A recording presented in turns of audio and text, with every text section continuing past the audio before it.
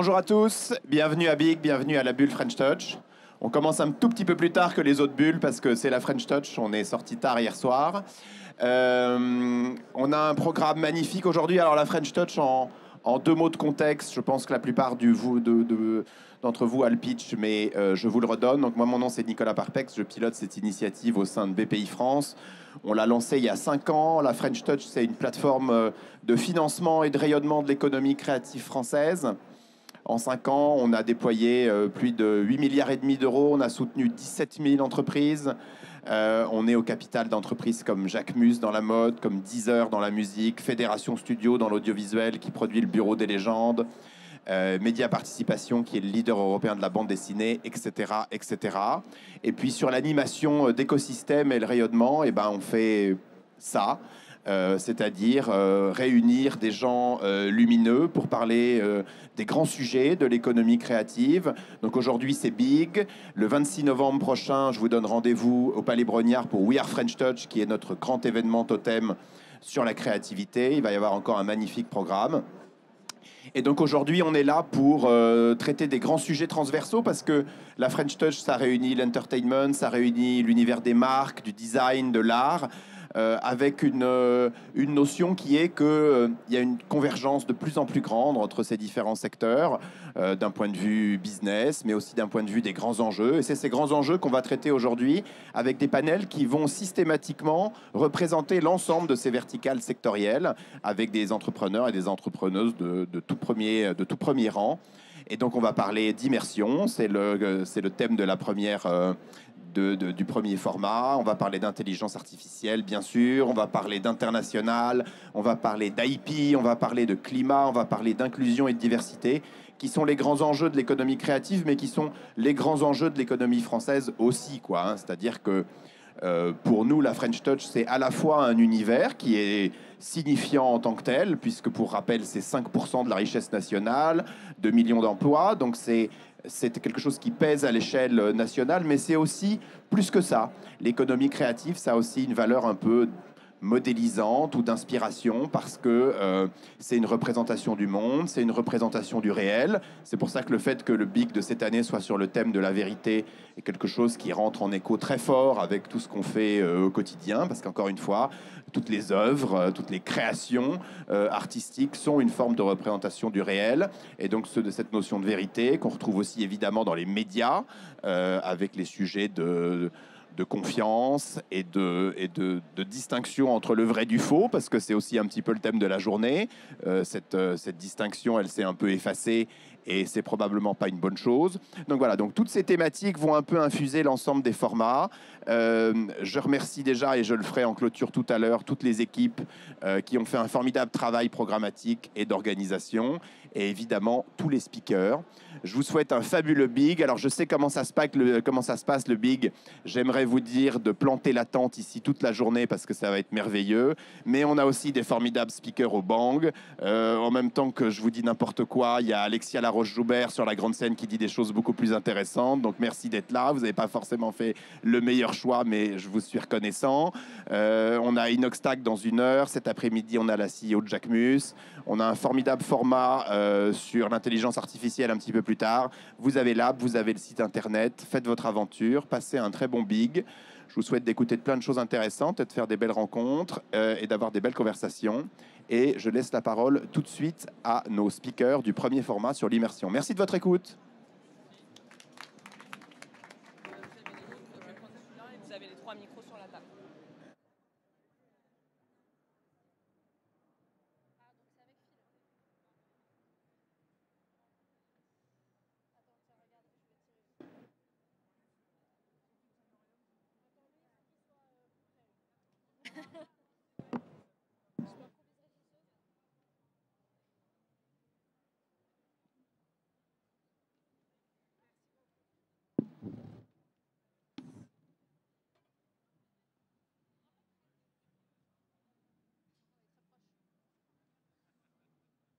Alors, on va commencer tout de suite. Merci Nicolas pour l'introduction et merci à la BPI pour l'invitation. Bonjour à toutes et à tous.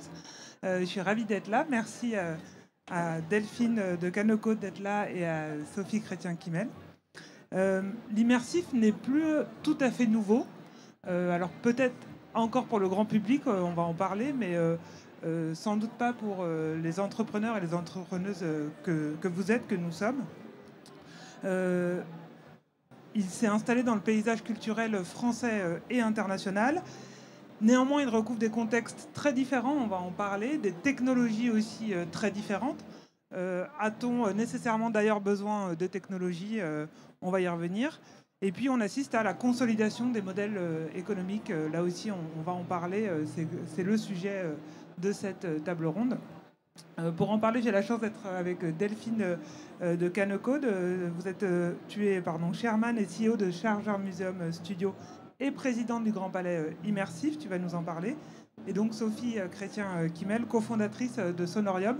Je vous laisse déjà la parole à chacune pour vous présenter. Sophie. Merci Maïté, merci à la BPI pour cette invitation et cette discussion. Sonorium, donc j'ai fondé Sonorium avec Mélanie Arès il y a 6 ans autour d'un concept qu'on a inventé qui est les sessions d'écoute d'albums. L'idée c'est de prendre le temps d'écouter des albums en entier, ensemble, de façon collective et dans des très bonnes conditions, ce qu'on ne fait plus aujourd'hui finalement. De mettre en valeur le travail des artistes, donc avec des très bons systèmes son, mais aussi de la présence d'artistes ou de spécialistes qui sont là pour raconter les histoires qui se cachent derrière les œuvres. Vraiment, l'idée, c'est de recréer l'expérience d'une visite guidée dans un musée, mais pour la musique. On fait ça de façon événementielle depuis 6 ans, et là, on prépare l'ouverture du premier lieu qui serait dédié aux expériences immersives musicales, qui permettrait donc aujourd'hui de développer toutes les technologies qui sont autour de l'audio immersif et proposer, donc offrir à la musique aussi ces expériences immersives. Merci Sophie, allez-y. Bonjour, merci pour cette invitation. Je suis ravie d'être parmi vous aujourd'hui. Donc moi, je dirige Charger Museum Studio.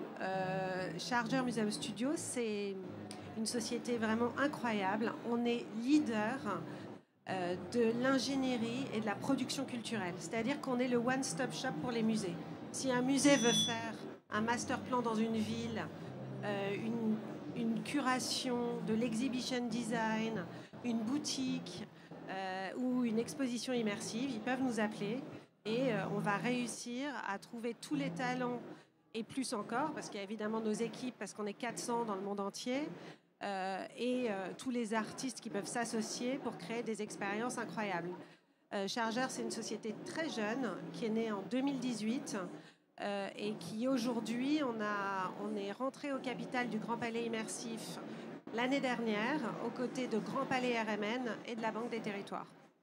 Merci beaucoup. Alors pour démarrer, on va revenir au début de cette histoire.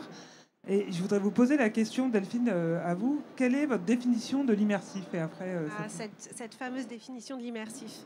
Alors moi, je déteste l'uniformisation de la culture, que je trouve ennuyante et épouvantable. Donc pour moi, l'immersif, en tout cas, l'immersif auquel on croit, c'est une expérience collective qui va faire appel à tous les sens pour découvrir un artiste, une histoire qui soit scientifique, qui soit émotionnelle, qui soit nouvelle et qui surtout permette de connecter de nouvelles audiences. Il ne faut jamais oublier que 70% des adultes ne vont pas au musée.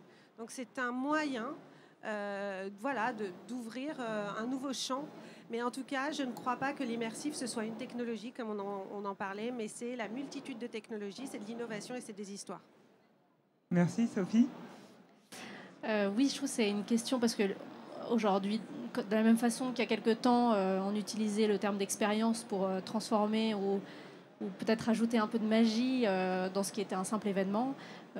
Aujourd'hui, on est passé de l'événement à l'expérience et de l'expérience à l'expérience immersive. On sait plus trop ce que ça veut dire, je trouve. Et nous, on a eu cette réflexion chez Sonorium. Parce qu'en fait, aujourd'hui, quand on pense immersif, ce serait intéressant d'avoir un point de vue du public qui est là, mais tout de suite, on imagine justement beaucoup de visuels, en fait. Et aujourd'hui, il y a beaucoup de visuels dans toutes les expériences qu'on vit.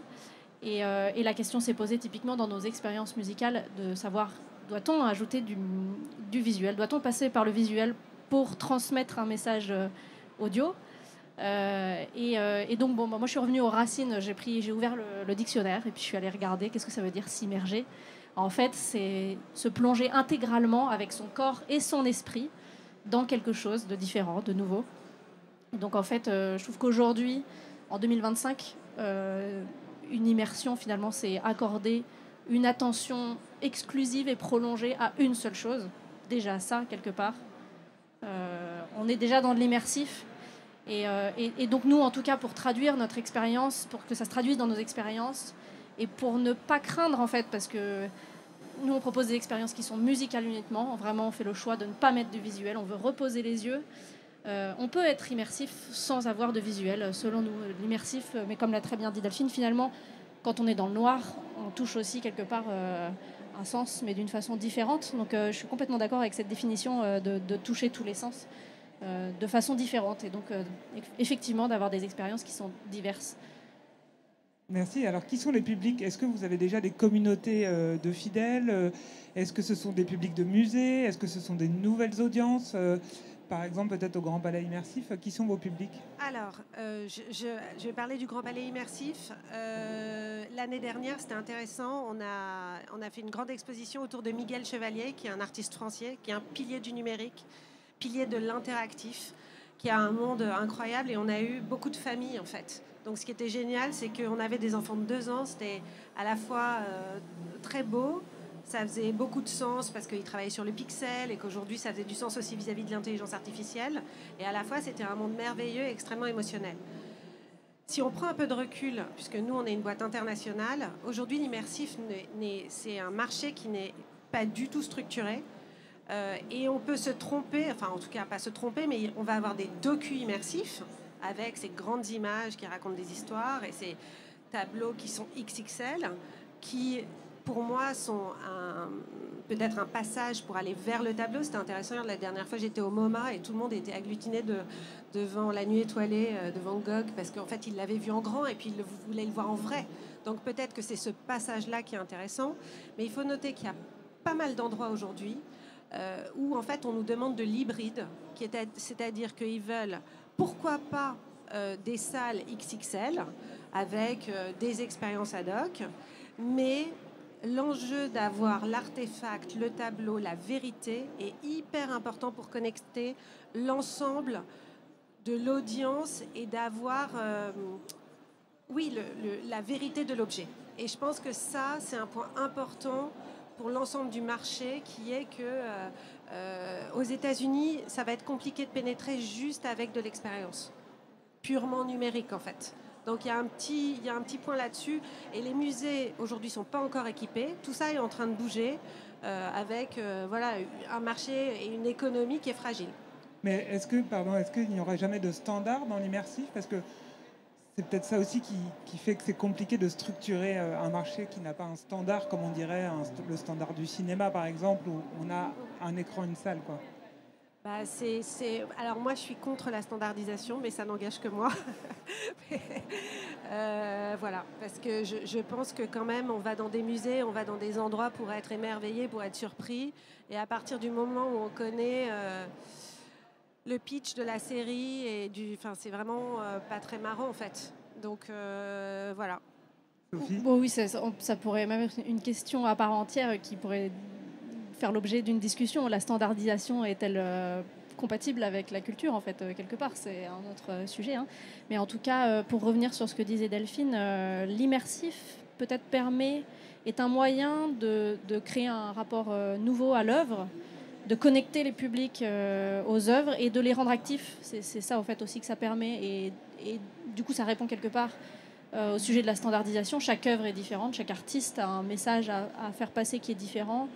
Chaque personne a aussi une sensibilité différente et donc le message peut être passé de plein de façons différentes. Ce qui est super aujourd'hui, c'est qu'on a de plus en plus d'outils qui nous permettent de connecter à l'œuvre par plein de leviers différents finalement, que ce soit de l'image, que ce soit du son, que ce soit de l'action, des mouvements, même de l'odeur, pour aller sur les 5 sens. Un des très beaux formats est celui du David Hockney, fait par David Hockney à la Lightroom, où en fait, il a travaillé son œuvre en perspective du spectateur et où il raconte comment il travaille. On est dans la tête de l'artiste et du coup, une fois qu'on a vu ça et que les gens vont aller ensuite au musée voilà, l'expérience va être plus complète en fait. Donc ça peut être aussi un point d'émerveillement et de médiation. Et est-ce que vous diriez que c'est complémentaire d'une certaine manière, d'une autre découverte? Ça peut se suffire. Est-ce que l'immersif peut se suffire à lui-même par ailleurs? C'est ce qui semble dire le Grand Palais Immersif et vos expériences aussi chez Sonorium. James Turrell se suffit à lui-même, ouais. Et alors, aussi, vous êtes deux sociétés qui produisaient particulièrement des expériences collectives. Est-ce que vous pouvez nous dire un mot de cette question du collectif dans l'immersif et du vécu collectif?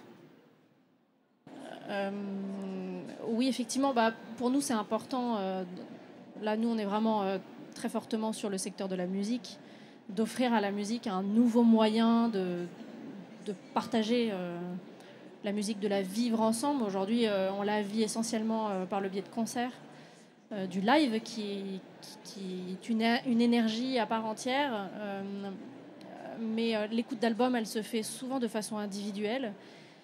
Et en fait, on a envie de le rendre collectif parce qu'en fait, de vivre quelque chose ensemble, c'est vraiment quelque chose de très différent dans les émotions. Ça décuple les émotions qu'on ressent. Et puis, ça permet aussi de se connecter. Dans nos formats, il y a toujours un temps d'échange entre le public, l'artiste, et même parfois le public ensemble, en fait, qui crée à ce moment-là une sorte de, je ne sais pas comment dire, mais en tout cas une parenthèse autour de ça qui permet aussi de réunir les gens autour de sujets de passion. Donc le collectif est important pour ça. Et il y a un point qui est que post-Covid, en fait, dans les datas, les gens ils ont besoin de se retrouver. Il y a deux sujets. Avec l'intelligence artificielle, on va avoir plus de temps. Donc ces lieux d'edutainment, d'entertainment, de culture vont plus que jamais être essentiels pour passer du temps, parce qu'on aura plus de temps. Et par ailleurs, c'est vrai que c'est chouette d'aller ensemble au musée, que ce soit avec des copains. L'expérience, elle est plus puissante de toutes les façons quand on la partage. Clairement, pour appuyer ça, c'est assez dingue de voir à quel point on a développé un nombre d'outils pas possible pour faciliter la connexion de façon digitale. Mais au final, les chiffres sont là et d'ailleurs, toute la partie de la population jeune, entre 15 et 25 ans, est celle qui se sent la plus seule. Donc l'intérêt aussi de proposer ces formats collectifs, c'est de pouvoir retrouver d'autres personnes qui partagent des mêmes centres d'intérêt ou même en découvrir. Voilà, ça. En l'occurrence, la musique est un super beau levier parce que tous ces jeunes-là écoutent de la musique, mais seuls dans leur chambre. Et on ne va pas créer un format d'application qui permettrait de se connecter. Non, on va vraiment créer un moment où en fait on va venir écouter ensemble, ce qu'on fait tout seul dans sa chambre, mais ensemble. Et comment vous mettez en scène, d'ailleurs, c'est en deux mots, comment vous mettez en scène une expérience collective, immersive en musique sans images? C'est facile, dans le noir, il n'y a pas grand-chose à faire. Non, en fait, nous, c'est assez simple comme scénographie parce qu'on capitalise, on a un parti pris hi-fi, c'est-à-dire que nos écoutes se font toujours sur des systèmes son haute fidélité. L'idée étant de rendre accessible la haute fidélité au plus grand nombre, parce qu'aujourd'hui, c'est pas du tout accessible. En fait, aujourd'hui, si on veut écouter de la musique dans des super bonnes conditions, où va-t-on? On peut même plus aller à la FNAC.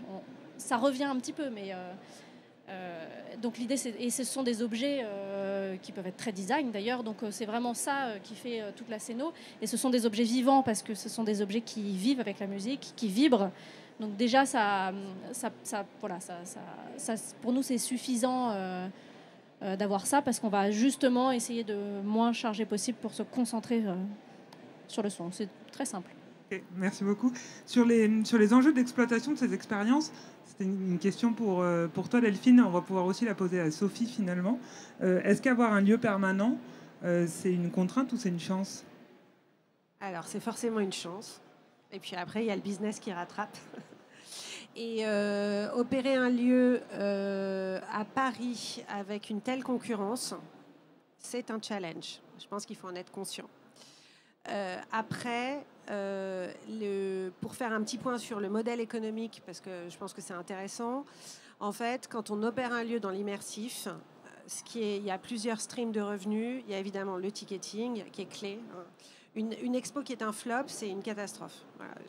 Voilà, donc déjà, les visiteurs et le public, c'est numéro 1.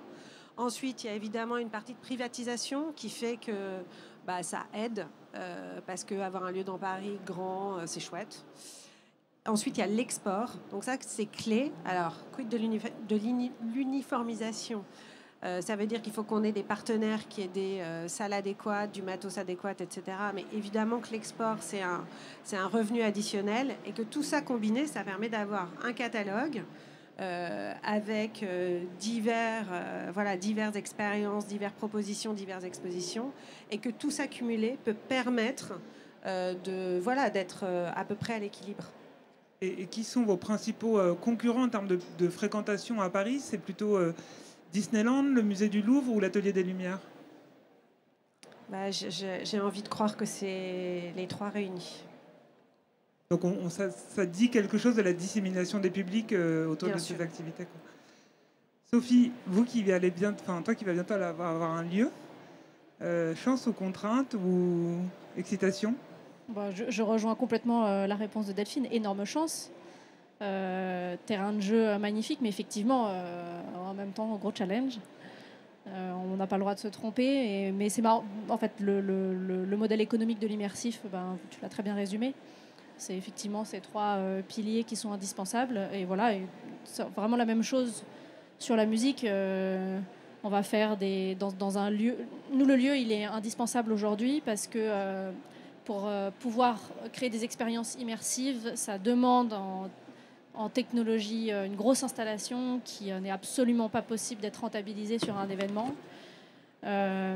Et puis des contraintes techniques en fait, parce que on a un enjeu acoustique qui est important, donc il faut de l'isolation. Et en même temps, ce format d'audio immersif, il se développe rapidement dans le secteur de la musique. Il y a de plus en plus d'albums qui sont mixés aujourd'hui en Dolby Atmos, qui est le format aujourd'hui qui est le plus courant. Donc c'est un indispensable, et puis du coup une énorme envie de partager ça, parce que l'écoute en audio immersif en Dolby Atmos, elle est possible sur certaines plateformes, mais en fait elle passe par souvent les écouteurs, mais les écouteurs c'est droite-gauche, ce sont seulement 2 canaux, donc on nous vend une expérience immersive mais qui ne sort que par 2 canaux, donc qui est en fait de base de la stéréo. En fait ça n'a rien à voir avec ce qu'on va vivre quand on va dans un lieu et qu'on a des enceintes qui sont disposées partout. Donc ça, c'est vraiment une envie, nous, pour l'avoir vécu, de le partager avec le plus grand nombre, de pouvoir le rendre accessible. Donc c'est indispensable de passer par là. Après, effectivement, la concurrence est énorme, elle est très large, et elle va demander... Et puis l'enjeu aussi, je trouve, c'est de ne pas tomber dans la possible standardisation, ou en tout cas...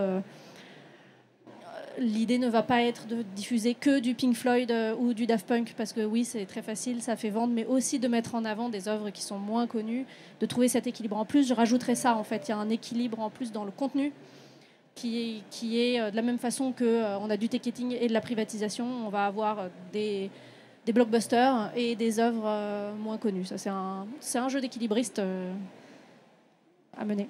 Justement, comment on se renouvelle dans les expériences immersives? Est-ce que c'est un renouvellement constant, puisque c'est quand même des expériences qui restent assez innovantes dans le paysage culturel? Comment vous vous renouvelez? Est-ce que c'est une question de curation? Est-ce que c'est une question d'aller chercher des talents? Est-ce que vous pouvez dire un mot? Je pense que c'est un mix. Je pense qu'il y a plein d'artistes qui font des choses extraordinaires. Et c'est toujours le point de la définition de l'immersif, encore une fois, qui peut être assez large et qui peut être comment on rentre dans des œuvres incroyables. Et qu'on le voit, la créativité est sans frontières et continue de l'être, et que je ne suis pas du tout inquiète sur le sujet de la créativité. Le sujet, c'est comment les audiences qui ont des choix hyper larges, à un moment, vont prendre le risque, l'envie, donc ça veut dire créer des lieux, créer une destination, créer une programmation qui soit intelligible et qui, à un moment, quand même, connecte avec l'air du temps et les envies, et que ce soit famille compatible, etc. Donc voilà, c'est des paramètres à aligner entre qualité, édito, bon artiste, contenu, sens, interactivité, et c'est tout ça ensemble. Et nous, en tout cas, Chargeur, Museum Studio et Grand Palais Immersif, on est du côté du scientifique, donc on n'est pas du côté du gaming. Donc il y a aussi un équilibre à trouver et à respecter. Vous, Sophie, vous commencez à travailler sur la programmation de votre futur lieu. Comment vous travaillez là-dessus? Moi, je dirais que ça passe aussi par le développement des technologies parce que ça va venir alimenter aussi et enrichir les expériences. Donc, de cette façon-là, nous, pour anticiper ça, parce qu'aujourd'hui, il y a un sujet là-dessus, c'est sûr que dans la musique, c'est Dolby Atmos qui, pour l'instant, impose, j'ai envie de dire, un certain monopole. Peut-être qu'il y a d'autres formats qui vont se développer. Donc, nous, tel qu'on le traite aujourd'hui, c'est qu'on imagine un lieu qui ne soit pas juste un lieu de diffusion, mais aussi un lieu d'expérimentation, un laboratoire. Parce que de la même façon, un studio de grande dimension musicale, aujourd'hui, ça n'existe pas. En tout cas, pas à Paris. Dans le monde, il y en a quelques-uns, de plus en plus, mais assez peu. Et donc, l'idée, c'est d'offrir un terrain de jeu où vont venir se rencontrer tous les acteurs de la création de la chaîne de valeur. Donc ça va être les fabricants, les développeurs et les artistes, bien sûr. Et donc d'essayer de réunir tout le monde pour y réfléchir, trouver des nouvelles applications et in fine le transmettre au public qui va nous faire un retour sur les usages et qui lui aussi va être proactif en fait, dans la création de ces nouvelles expériences. Et par ailleurs, j'ajouterais aussi, là, on va sans doute reprendre les opérations du Chaplin's World, qui est un musée sur Charlie Chaplin, c'était où il vivait, sa dernière demeure, où il y a un musée du cinéma associé, qui est vraiment focus sur Chaplin à Vevey en Suisse. Et la question qu'on se pose, c'est comment on crée un master plan qui soit plus dynamique pour qu'en fait, ce lieu qui est sublime avec un grand parc devienne un lieu de vie où en fait on va venir le week-end parce qu'il y aura quelque chose dans le parc, on va venir la semaine parce qu'il y aura des ateliers pour les enfants, on va connecter, enfin que ce soit plus ouvert aux usages. Et ça, après, ça dépend évidemment des lieux, parce que faire ça à Paris, quand il y a l'école des arts décoratifs et les ateliers du Carrousel, c'est compliqué tellement l'offre est forte. Mais dans des lieux un peu différents, on peut réussir aussi à créer des destinations plus complètes qui permettent d'avoir des tickets additionnels et avoir un bout d'immersif, un bout d'atelier, un bout de resto, un bout de festivité qui font que ça fait des business models un peu différents avec l'export associé. Est-ce que c'est la condition de rentabilité de l'immersif? Est-ce que l'immersif est rentable? Est-ce qu'on peut le dire comme ça? Est-ce que c'est plus compliqué que ça? Non, mais oui, c'est une histoire de... C'est des destinations. En fait, il faut installer des lieux. Installer des lieux, ça prend du temps. Faire de la bonne programmation, ça prend du temps. Trouver son public, et puis une fois que ça existe, c'est juste des histoires de... Oui, je pense qu'il n'y a pas de raison que ça ne le soit pas. Sophie, vous avez là-dessus forcément un avis? Oui, je partage. Je suis confiante aussi là-dessus. Après, il faut pouvoir trouver le bon équilibre entre tout ça et surtout inventer aussi, se renouveler. Mais oui, je partage, c'est rentable. Après, la question, c'est à quel point c'est profitable, peut-être, qui est encore une autre question. Ouais, ça, c'est pas mal. Et donc, à quel point c'est profitable? L'avenir nous le dira. Mais comme dit mon boss, ou voilà, je sais pas, il y a un moment, il y a un petit creux, je lui ai envoyé une vidéo, il y avait tous les enfants qui couraient dans le Grand Palais immersif et tout. Il disait, c'est pas grave, parce que là, c'est vraiment un grand... c'est tellement génial de les voir là. Merci, on va prendre quelques questions, mais j'avais aussi moi une dernière question sur la question de l'international, sur comment travaillez-vous justement avec l'export des expériences et est-ce que c'est un point indispensable justement pour cette rentabilité, pour cette profitabilité? Alors, nous, l'international, c'est 95% de notre business, donc oui, c'est indispensable.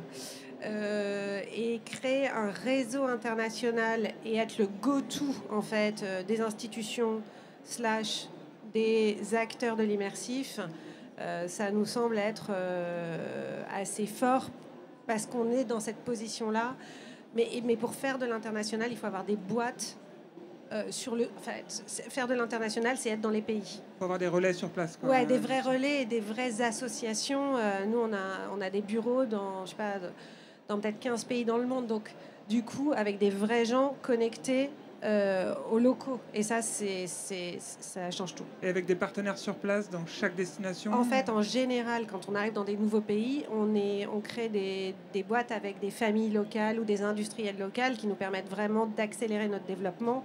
Parce qu'autrement, c'est trop difficile. On ne peut pas être partout. Et on a besoin d'avoir des gens qui... En fait, il y a un point de l'international. C'est que nous n'avons pas la vérité. Les pays ont des cultures. Ils sont fiers de leur culture et on doit comprendre leur culture. En fait, on n'est pas plus intelligent qu'eux. Donc, c'est comment on crée aussi un champ entre nos contenus, leurs contenus et leur vision, et qu'on arrive à construire ça ensemble. Sophie, est-ce que vous travaillez beaucoup à l'international aujourd'hui? Est-ce que vous avez plutôt un public pour l'instant français? Très français, mais on a testé aussi l'export. Ça pose la question de difficile à dire de si bon matin, interopérabilité des formats, des contenus, qui est un vrai sujet aussi, je pense, dans le visuel également.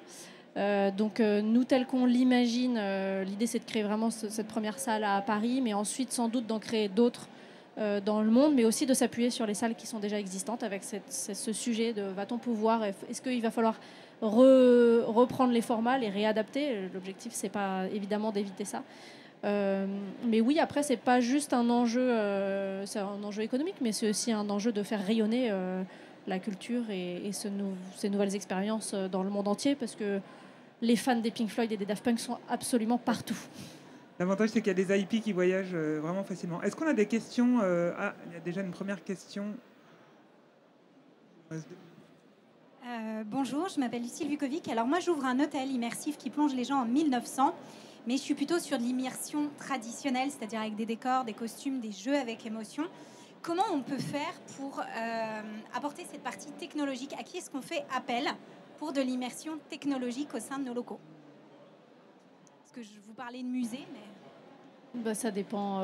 Il y a beaucoup d'acteurs, de fabricants, de développeurs, c'est ça? Oui, il y en a beaucoup. Ça dépend ce que vous voulez mettre en avant, du visuel, du sonore. C'est très vaste comme question. Il y a plein d'acteurs aujourd'hui qui développent. Delphine, je sais pas, il y a plein de boîtes de prod super bien, ETC, qui feront ça très bien. Vous pouvez venir me voir, je vous ferai une liste à la fin si vous voulez. Justement, dans la French Tech, il y a beaucoup d'entreprises qui peuvent vous aider. Est-ce qu'on a d'autres questions? Bonjour, je suis Gilles.